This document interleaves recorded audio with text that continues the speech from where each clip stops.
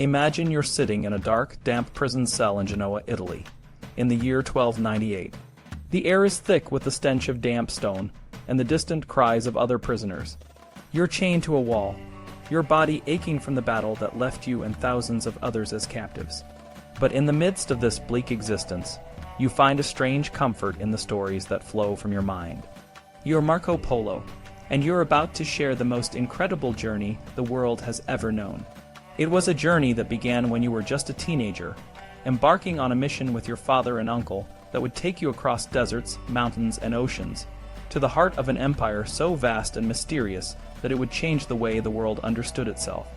This is the story of your travels, the discovery of Asia, and the legacy you left behind. In 1269, when you were just 15 years old, your father, Niccolo, and your uncle, Maffi, returned to Venice after a 9-year journey to the east. They had traveled to Constantinople, then to the Crimea, and finally to the court of Barca Khan, the grandson of Genghis Khan. Barca Khan had treated them with honor, buying their stock of jewels for twice its value. But their journey didn't end there. A war between Barca Khan and a rival prince forced them to venture even further east, to the court of the great Khan, Kublai Khan. Kublai Khan was a man of immense curiosity and intelligence. He had never seen Latins before, and was eager to learn about the West. He asked your father and uncle to be his envoys to the Pope, requesting 100 missionaries educated in the 7 arts to teach his people about Christianity and Western science. He also wanted oil from the lamp at the Holy Sepulchre in Jerusalem. Your father and uncle set out on their return journey, carrying the emperor's tablet of gold, which granted them safe passage and supplies along the way. When they returned to Venice, they found that the Pope had died, and a new one had not yet been elected. They waited in Venice, and during this time they decided to take you, Marco, on their next journey. In 1271, you left Venice with your father and uncle heading eastward. You traveled through the Mediterranean, stopping at Lajazzo, where 2 Dominican friars, who were supposed to accompany you, fled in panic. Undeterred, you continued your journey, traveling through Baghdad and Ormuz at the mouth of the Persian Gulf. Instead of taking a ship for a long sea journey, you chose to go overland through the Persian desert of Kerman to the frigid mountains of Badakhshan. In Badakhshan, you stayed for a year to allow you to recover from an illness by breathing the pure mountain air. You heard stories of horses descended from Alexander the Great's Bucephalus, and you marveled at the rubies and lapis lazuli that were mined there. From there, you crossed the Pamir Mountains, which the locals called the roof of the world. The air was so thin and cold that fire didn't burn as brightly, and food didn't cook well. You saw wild sheep with massive horns, and you heard stories of spirits that lured travelers off the path in the deserts. Despite these dangers, you pushed on, crossing the Gobi Desert and entering Tangut in northwestern China. After a 3.5-year journey, you finally arrived at the court of Kublai Khan. The Khan welcomed you with great honor and quickly recognized your talents. He sent you on an embassy to a country 6 months away, and you began to gather information about the different lands and cultures you encountered. Unlike other ambassadors who only reported on the business they conducted, you were curious about everything. You learned about the customs, the people, and the geography of the regions you visited, and you reported all of this to the Khan. Kublai Khan was fascinated by your accounts and came to hold you in high regard. You spent 17 years in his service, traveling throughout China and beyond, gathering knowledge and experiences that no one else had. You visited the southern caravan routes through Kashmir, the edge of the Gobi Desert, and the frigid mountains of Badakhshan. You saw the wild sheep with massive horns and the glaciers of the Pamir Mountains. You crossed the deserts and the steppes, and you learned the languages and customs of the people you met.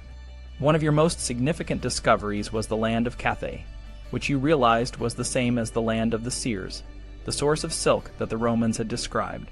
You described the Chinese writing system, noting that they wrote with brushes and used characters to represent whole words. You observed the religious rituals of the lamas, the northern Buddhist monks, and their prayer formula, Om Mani Padme Hum. Your observations and descriptions were so detailed and accurate that they provided the first real understanding of Asian cultures to the Western world. In 1292, after 17 years in the Khan's service, you and your father and uncle were given the opportunity to leave. Kublai Khan had become reluctant to let you go, but an opportunity arose when a Tartar princess was to be married to the Ilkhan of Persia. The Persian envoys, who had failed to deliver the princess overland, needed a reliable escort. You had just returned from a long sea voyage to India, and the Persian envoys, knowing the seafaring reputation of Venetians, persuaded the Khan to allow you to accompany them and the princess by sea. The journey was treacherous. You traveled through the South China Sea to Sumatra, and then through the Sea of India. Out of the 600 people who set out, only 18 survived. Despite the dangers, you successfully delivered the princess to the Persian court. She had grown so attached to you that she wept when you parted ways. Finally, in 1295, after a 24-year absence, you returned to Venice. Your family had long given you up for dead, and when you and your father and uncle arrived, looking more like Tartars than Venetians, your relatives were skeptical. But when you ripped open the seams of your sordid garments and produced a shower of rubies, diamonds, and emeralds, they embraced you with joy. You were celebrated with a luxurious banquet, where you shared your incredible stories with your family and friends. In 1298, during a sea battle between Venice and Genoa, you were captured and taken to a prison in Genoa. It was there that you met Rustichello, a writer of romances. Rustichello saw the potential in your stories and persuaded you to dictate your travels to him. You managed to secure your notes from home, and with Rustichello's help, you wrote The Travels of Marco Polo, a book that became one of the most important and influential works of the Middle Ages. Your book provided the Western world with a detailed and accurate account of the lands and cultures of Asia. It inspired future explorers and changed the way people understood the world. Your journey was not just a personal adventure. It was a discovery that opened the doors to a new era of exploration and understanding. So, as you sit in that dark, damp prison cell, reflecting on your incredible journey, you realize that your story is not just a personal triumph. It is a gift to the world, a testament to the power of curiosity, courage, and the human spirit to explore and discover. Your journey to the East may have ended, but the legacy you left behind will live on for generations to come.